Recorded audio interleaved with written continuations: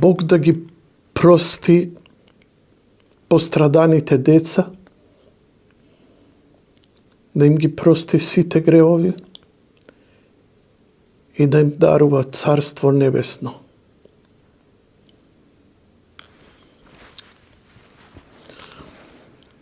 Почитувани, денеска ќе се обидам во неколку дела. Првиот дел, религиозно, онака плитко и површно како што јас ја имам разбрано религијата, иако сум религиозен и должност ми е малку повеќе да ја знам, јас сум плиток човек. Значи, во првиот дел би сакал да ви кажам како јас се обидувам чисто христијански од божествена страна да го разберам се ово. Ние сме на овој свет кој е несовршен, кој е едно вистинско чистилиште, каде во сите искушенија ние треба да се покажеме што е можно подобро. Зошто? Затоа што нас не очекува најголемата награда, а тоа е вечен живот.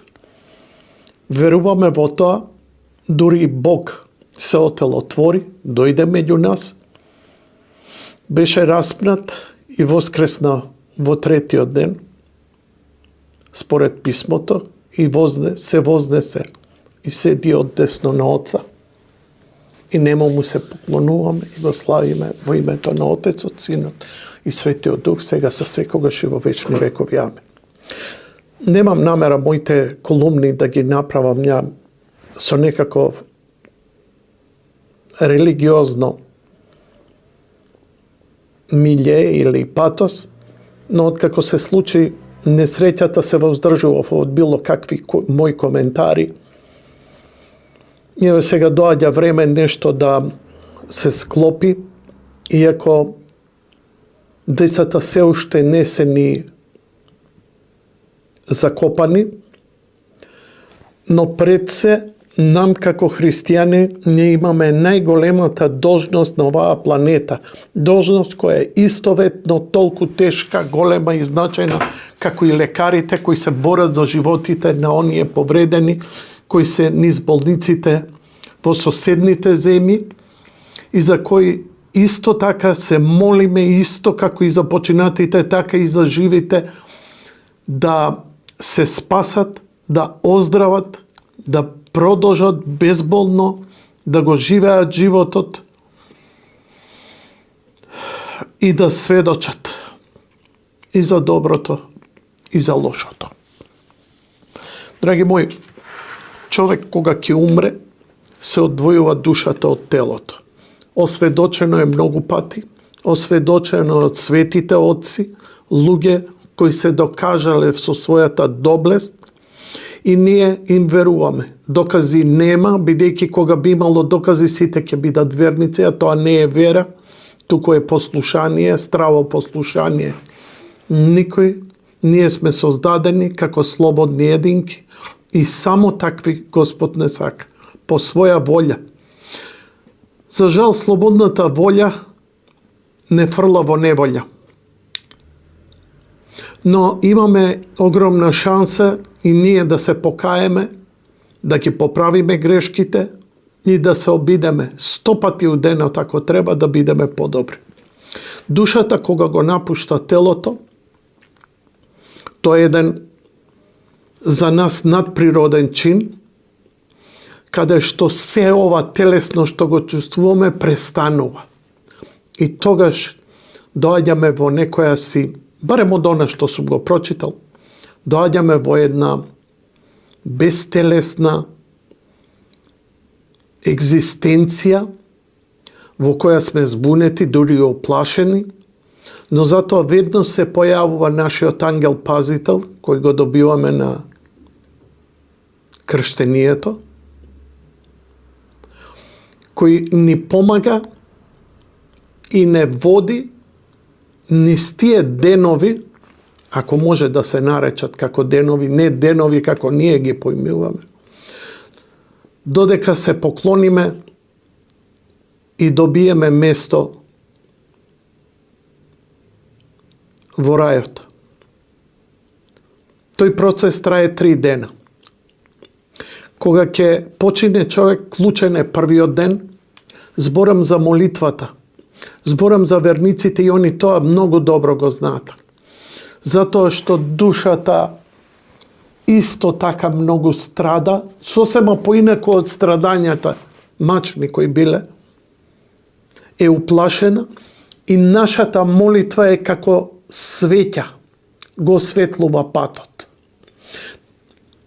Не сме клучни, но сме важни и битни за Бог да види. Какви сме и со кого си има работа. Иако знае, ни дава шанса да се покажеме. Затоа молитвата првиот ден и третиот ден е многу важна. Затоа се тука свештениците, они точно знаат кои молитви се читаат, бидејќи тие молитви доаѓаат до Бога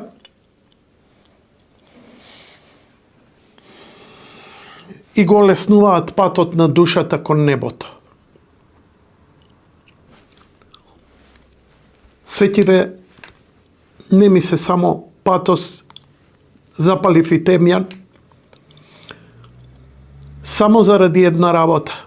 Не да изгледам многу драматично или да покажам нешто, туку бидејќи сум христијанин, каков таков, бидејќи постам како така, и се подготвувам за најторжественото, најголемото, најзначајното, најбитното во нашето битисување, постоење, Великден, победата над смртта. Дајве светите темјанот и малку молитва пред да почнам, да Бог ми помогне ја да зинам, он нека каже, да не истрескам некоја глупост. Денеска сме у оваа трагедија сите напнати, секој секому му мери збор, секој секому му кажува. Знаете, правите христијани нема да ги видите. Нема да ги познаете. Тој затвара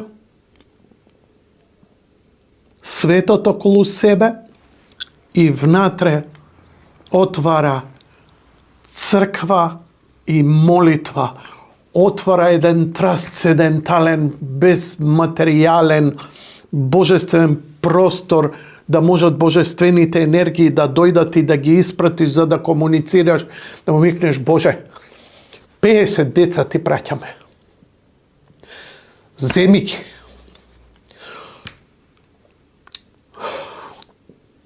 Солзиве. Ни се искрени.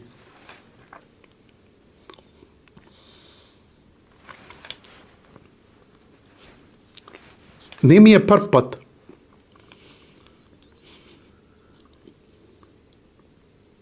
Секоја смрт е толку тешка, толку трагична, толку мачна. А сите викаат природна работа. Ако е природна работа, зошто е тогаш толку трагична? Зошто гласот ви трепери? Зошто сте пореметени? Зошто се губите? Зошто не знаете што со себе, со својата болка?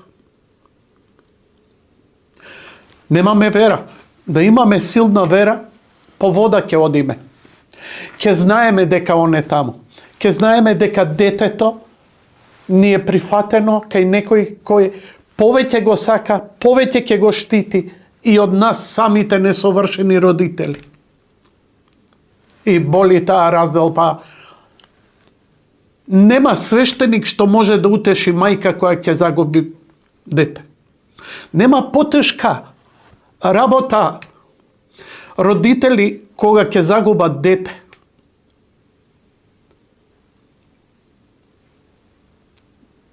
Да не ги надживеам. Да испуштам душа овој момент, само да не доживеам нивно испраќање. Ако може. Молам. Затоа што сме слаби луѓе. Јас сум многу слаб. Јас сум емотивно незрел, со искинати нерви, со плитка вера.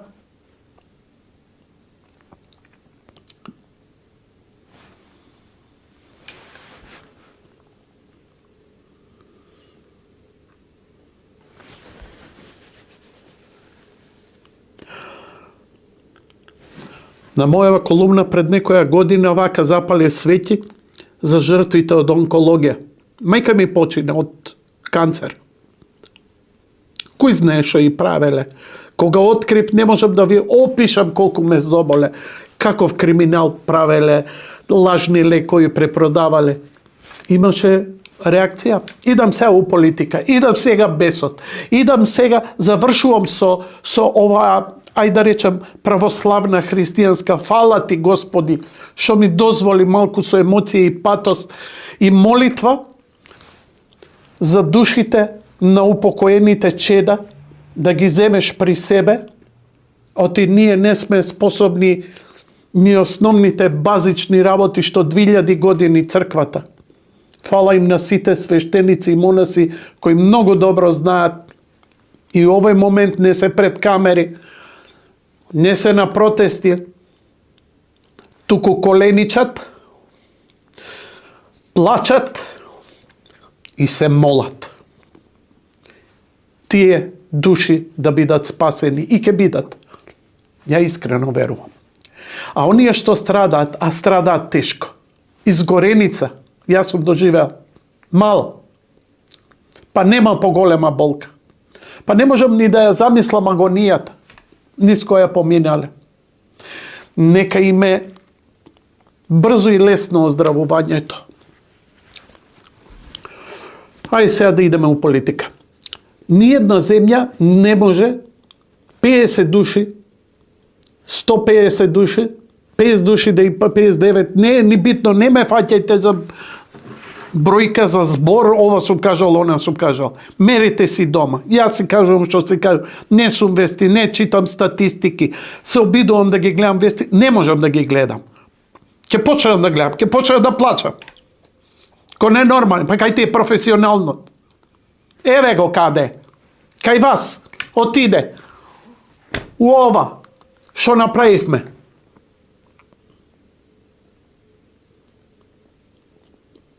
Ненормален. Па да останеш нормален во ова лудило не ми е јасно. 30 години да те затворат у лудница. Ќе останеш нормален?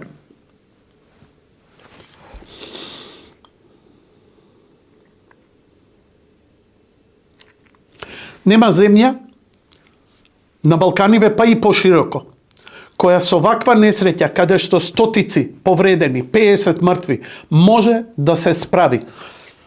Повредени со изгореници, кои идат и преку 20%, се толку тешки. Бара таква интензивна нега, бара најсовремени центри. И тоа е низ годините медицината сватила дека такви случаи, тој би статистика се прави. Што имаме највише? Кашлици. 5 ординации, општа медицина. Колку имаме за изгореници? 5 годишно. Дали и толку. Но кога ќе се случи вакво нешто, солидарноста е апсолутот на оваа цивилизација. Затоа авиони од Белград, од Софија, од Атина, од Турција, а сега и во други земји, дојдоа лекари да помогнат. Невозможно е ти да имаш стотици изгорени и да тоа твојот здравствен систем го покрие. Данска да сме, Холандија да сме, Германија да сме, нема шанс. Мора да се помогне. Затоа не си ја троите душата со ова, бидете благодарни, затоа што некој попаметен и знае од нас. Се сеќавам дека и романскиот бивши министер рече, барајте од НАТО да се активира кодот за меѓународна помош, немој да се прелажете како што се прелажа Романија на времето. Бидејќи ако се сеќавате, а ќе ја спомнам сигурно ше 2-3 пати горењето на нашата болница, и во Романија изгоре болница, каде што веднаш имаше оставки, казни, апсења и така натаму. Кај нас ништо. Кабелот. Кабелот доведува до ова. А мачнинава на великденскиве пости ме подсетува на Смилковско езеро. Ден пред Велики петок. Ја можам само да кажем дека ова искушение од Бога, да ни ги исплакне колективните гревови. Не е ова само казна.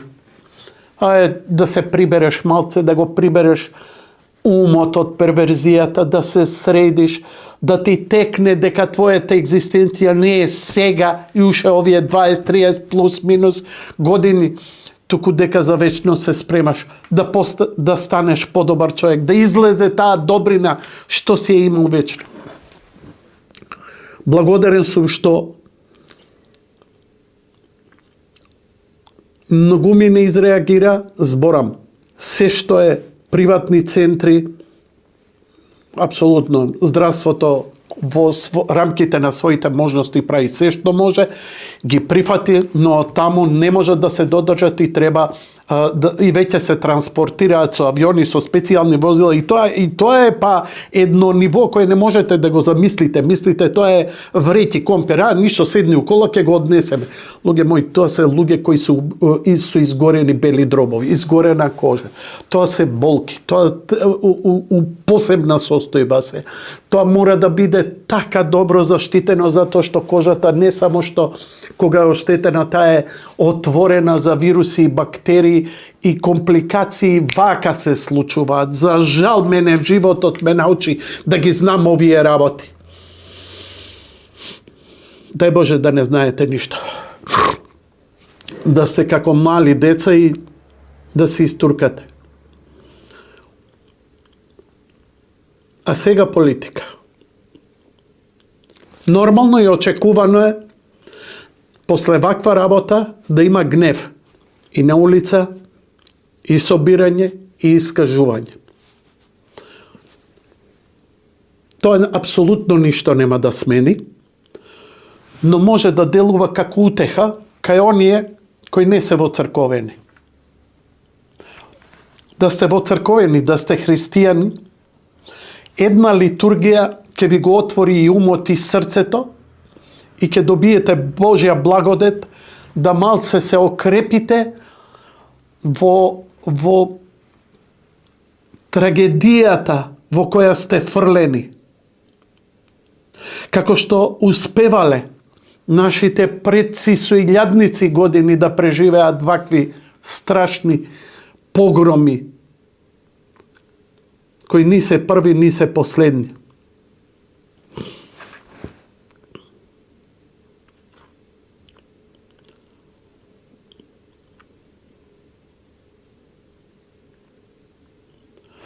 Велам, убаво е, кога ќе излезат, запалат свети.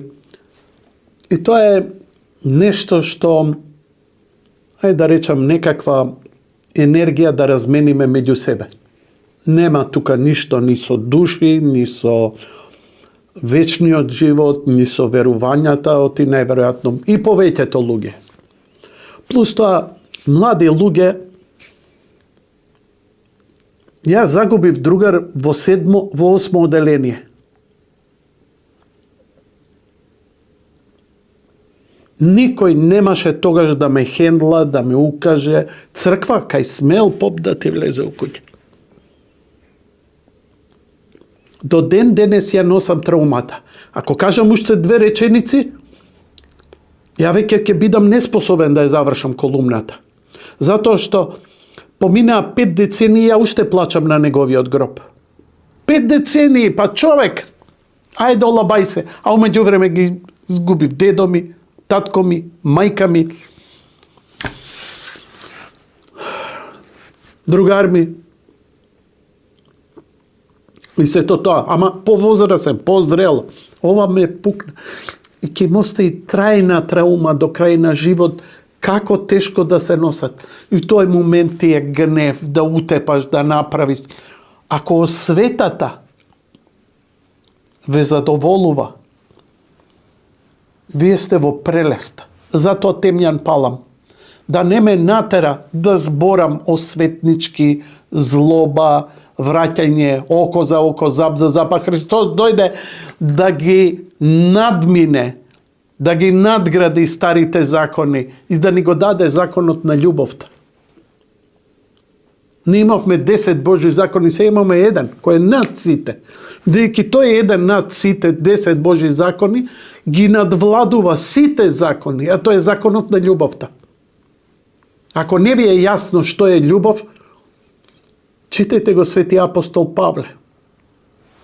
Таа ни осудува, ни гледа црно, бело, жолто, ни предрасуда, не. Човек што сака нема суета дали го навреде, он го чаја, не е важно што од таму доаѓа, он го сака. Он го отврлил, го удрил, го плукнал, он го сака. Тоа е чиста љубов.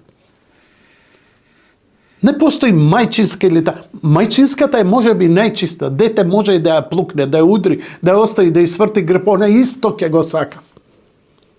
И сега кога мајка сака така Бог, можете ли да замислите, дете, можете ли да замислите како Бог не сака кој е совршен? Уште повеќе. Тука е утехата, дека сме сакани.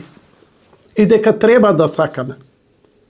Бидејќи кога сакаме, нема прелюба, нема лажно сведочење, нема други богови, нема не убивај, нема не кради, така да сите закони паѓаат кога го имаш законот на љубовта. Законот на љубовта не крева рака. Законот на љубовта љубовта, тоа е општата нетварна енергија од која се постои. Не се прашате зошто е направен универзумот, зошто сме создадени ние, зошто све ова постои, зошто екзистираме уопште. Прашајте го уметникот зошто наслика. Не ќе рече, имав порив, не ми дојде, ако не излезе од мене ќе експлодирам. Знаеш што е тоа? Љубов е. Се е тоа љубов. Една енергија е љубовта. Зашо ќе ја користиш? Дали за секс, дали за уметност, дали за работа, дали за деца, дали за ова. Тоа ни е дадено. Таа енергија ни е дадена. Тоа ти е како кредит од банка. Еве ти. Бесконечно ја имаш. Прави што сакаш. Само ќе имаш одговорност што си правил со една. Толку. Тоа е страшниот суд. Страшниот суд е кога ќе те праша што направи со љубовта дадена.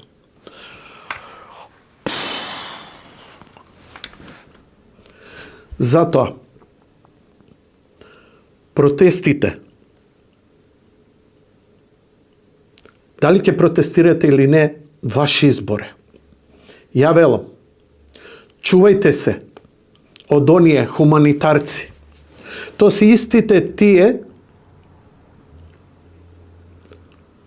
кои ни доведоа на власт 7 години една таква распашана команда, чии последици денес ги трпиме. Ако се прашувате, то се истите тие сега што повикуваат на протести, кои не повикуваа на протести кога изгоре болницата. Не повикуваа на протести кога изгоре автобусот со 50 души. Не протестираа кога се преврте автобусот. Не повикаа на протести за стотиците мртви на клиника за време на корона од негрижа и неспособност и некадарност. Кабелот бил крив. Кога Кабелот е крив и кога он не одговарал тој што е, нема ни политичка, ни кривична, никаква одговорност, ова е само капката која прелеа. Ова е само последица. И сега мојата за крај политичка говоранци.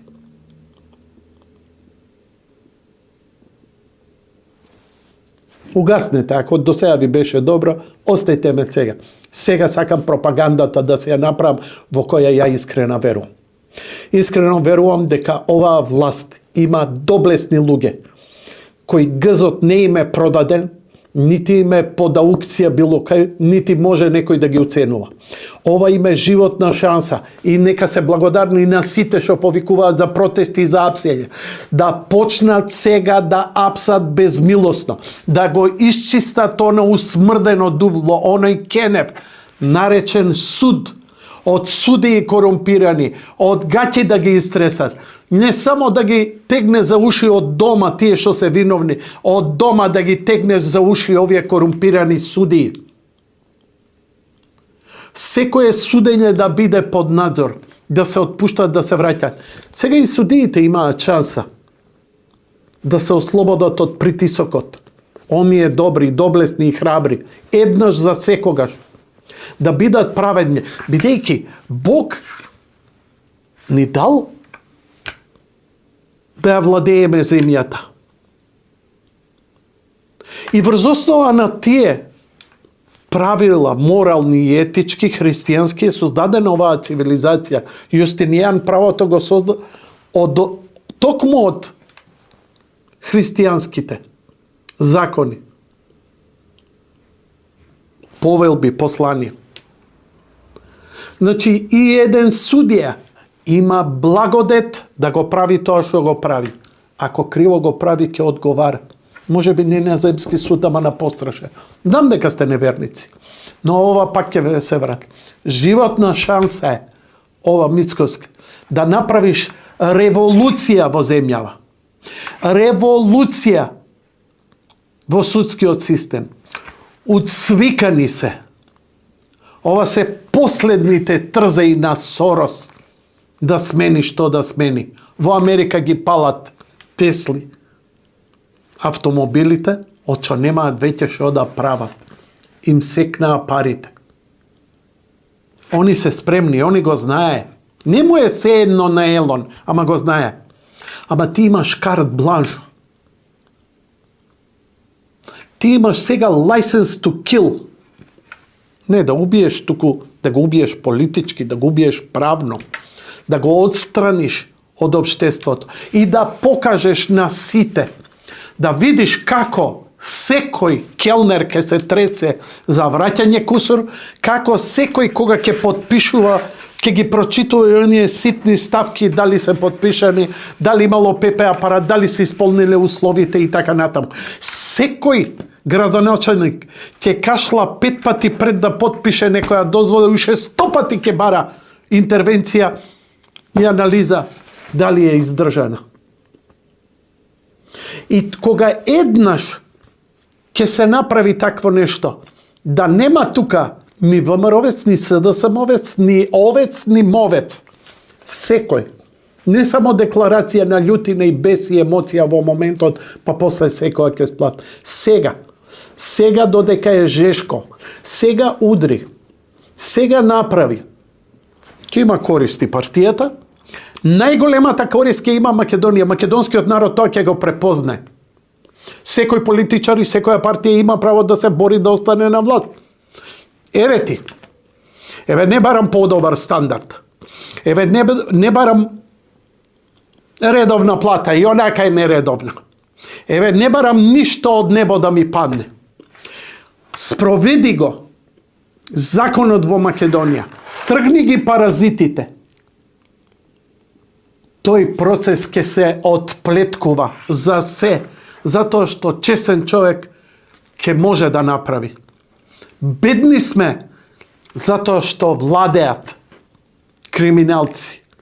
Кога они ќе им го тргнеш тлото од под нозе, готови се. Ние тогаш ќе пркнеме.